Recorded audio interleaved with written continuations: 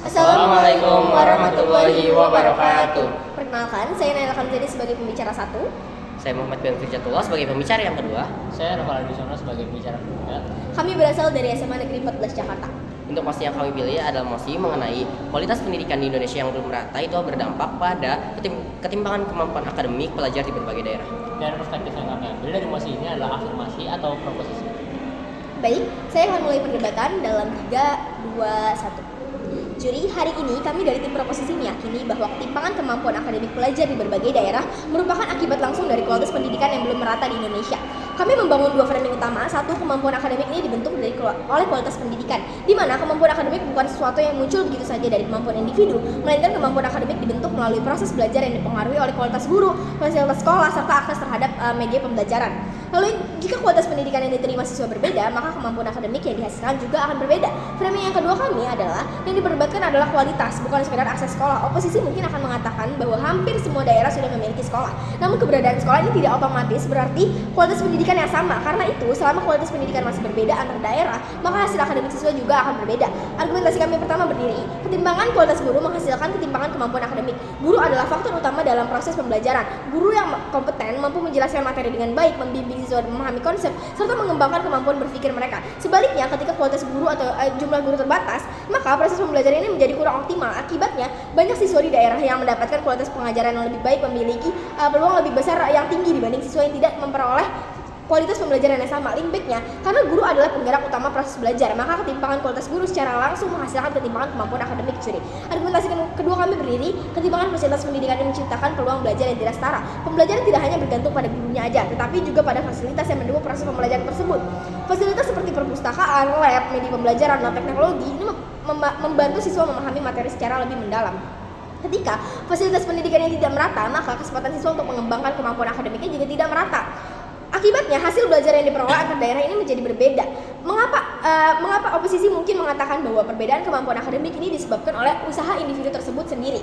Namun, usaha individu ini tidak dapat menggantikan kualitas pendidikan. Juri. Siswa yang rajin tetap membutuhkan guru, tetap membutuhkan fasilitas, dan tetap membutuhkan lingkungan belajar yang mendukung agar potensinya ini akan berkembang secara maksimal, tidak hanya cuma-cuma dari dirinya sendiri. Lalu, mereka juga akan mengatakan bahwa kurikulum di seluruh Indonesia ini sama, namun kurikulum hanyalah rencana pembelajaran. Yang menentukan hasil akhirnya adalah bagaimana kurikulum tersebut dijalankan di lapangan. Ketika kualitas pelaksanaan yang berbeda, maka hasil akademiknya juga akan berbeda. Dasar konstitusional kami ada 3. Yang satu adalah pasal 31 ayat 1 Undang-Undang Dasar 1945, setiap warga negara berhak mendapatkan pendidikan. Lalu yang kedua, pasal 31 ayat 3 Undang-Undang Dasar 1945, pemerintah mengusahakan dan menyelenggarakan satu sistem pendidikan nasional. Lalu yang ketiga adalah Undang-Undang Nomor 20 Tahun 2003 tentang Sistem Pendidikan Nasional.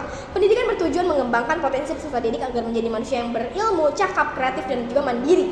Tujuan tersebut sulit dicapai secara merata apabila kualitas pendidikan yang diterima peserta didik berbeda. Apabila ketimpangan kualitas pendidikan ini terus terjadi, maka kesenjangan kemampuan akademik akan semakin melebar. Siswa dari daerah dengan kualitas pendidikan yang lebih rendah akan semakin sulit bersaing dalam pendidikan lanjutan maupun dunia kerja. Sehingga ketertinggalan antar daerah terus berlanjut dari generasi ke generasi. Bangga menjadi proposisi. Terima kasih.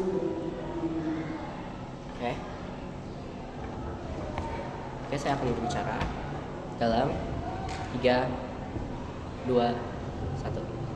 Oke juri, kita perlu tahu bahwasanya ini adalah musti evaluatif dan di mana di sini tim kontra itu bisa aja berkata seperti A, kemampuan akademik itu berdasarkan usaha masing-masing atau masing-masing individu. Nah, jadi kalau misalnya individunya tetap nggak mau berubah atau nggak bisa berubah, pada akhirnya ketimpangan itu akan tetap terjadi. Mereka akan berkata seperti itu.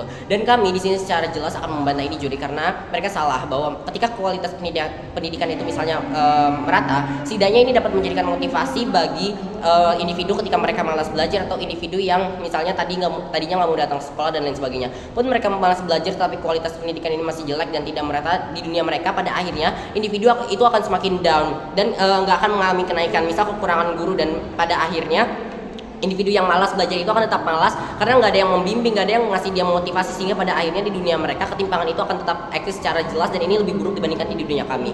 Tapi B, tidak semua daerah yang lebih baik itu bisa menghasilkan prestasi yang lebih tinggi. Mereka bisa bilang seperti itu. Tetapi di sini perlu kita ketahui ini adalah analogi yang dapat membunuh kasus mereka sendiri. Jadi karena apa? Bagaimana dengan daerah yang kualitas pendidikannya itu lebih rendah ketika misalnya daerah yang tinggi aja mereka bilang nggak bisa menghasilkan prestasi yang lebih baik, sehingga ini patut dipertanyakan. Tapi yang ketiga C, akses teknologi itu dapat membangun kesetaraan. Mereka bisa bilang seperti itu. Tapi teknologi tentu akan membawa kemudahan. Tapi prasyarat dari teknologi itu sendiri adalah fasilitas agar kayak misalnya internetnya dan lain sebagainya itu nggak nge-lag sehingga mereka bisa menjalani pelajaran itu dengan lebih baik. Juri, kita perlu tahu ini ada mosi evaluatif sehingga di sini ada beban pembuktian yang harus dijelaskan oleh tim kontra. Yang pertama, mengapa kualitas pendidikan yang tidak merata tidak akan berdampak.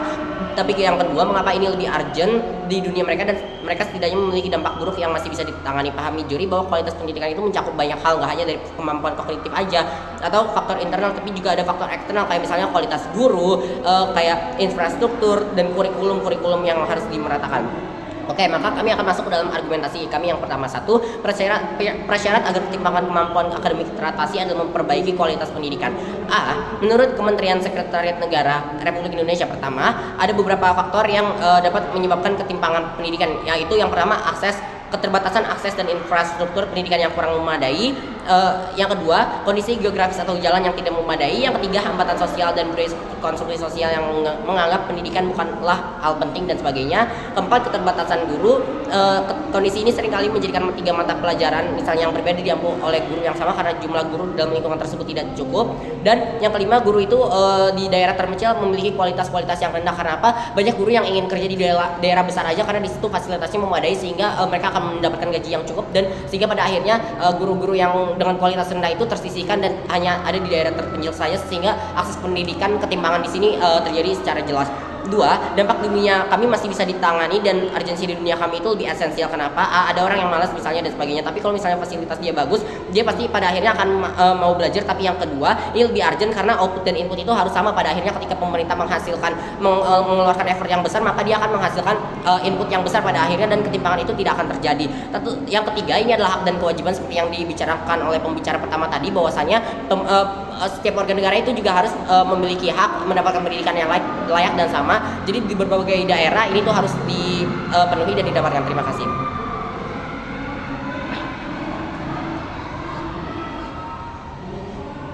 Oke, baik, sebelumnya pidato akan saya mulai dalam 3, 2, dan 1. Oke, hadirin sekalian, bahwa kita perlu tahu bahwa di sini Indonesia itu adalah negara yang sangat luas, di mana itu memiliki lebih dari 17.000 pulau. Kondisi geografis ini juga menjadi tantangan besar dalam pemerataan pendidikan Indonesia tersebut. Pada akhirnya, akibatnya apa di sini, kualitas pendidikan yang diterima siswa itu di setiap daerah belum sama. Kami meyakini bahwa perbedaan kualitas pendidikan tersebut secara langsung memengaruhi kemampuan akademik para pelajar. Argumen pertama kami di sini adalah ketimpangan fasilitas pendidikan, di mana menurut data Badan Pusat Statistik dan Kementerian Pendidikan, di situ masih terdapat sekolah yang mengalami keterbatasan ruang kelas, perpustakaan, laboratorium, dan akses internet, di mana beberapa yang terpencil siswa bahkan harus menempuh perjalanan yang jauh untuk bersekolah. Sementara itu di kota-kota besar yang kita tahu juga bahwa siswa itu dapat menikmati fasilitas belajar yang jauh lebih lengkap, mulai dari laboratorium, modern, komputer, hingga berbagai sumber belajar digital. Perbedaan fasilitas ini bukan masalah yang sepele, Juri, bahwa bayangkan seorang siswa yang belajar tentang praktikum, misalnya praktikum sains, itu hanya melalui gambar di buku, sedangkan siswa-siswa lain itu dapat langsung melakukan percobaan di laboratorium.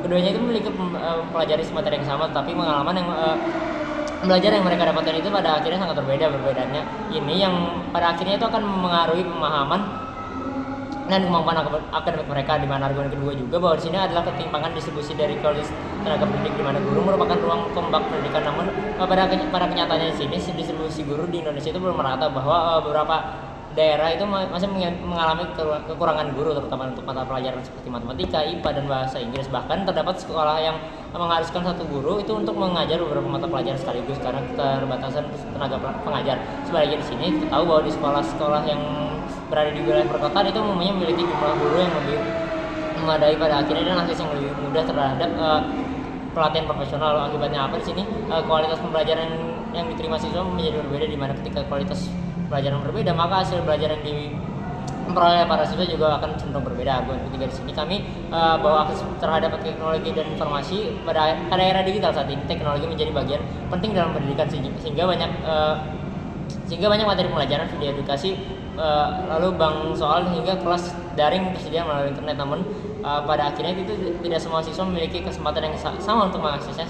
Kita masih menemukan daerah yang memiliki jaringan internet terbatas. Ada siswa yang harus mencari mencari lokasi-lokasi tertentu hanya untuk mendapatkan sinyal. Di sisi lain, siswa di perkotaan itu bisa mengakses berbagai sumber belajar kapan saja di mana saja, sehingga perbedaan akses ini jelas memberikan keuntungan akademik yang tidak dimiliki oleh semua siswa secara merata.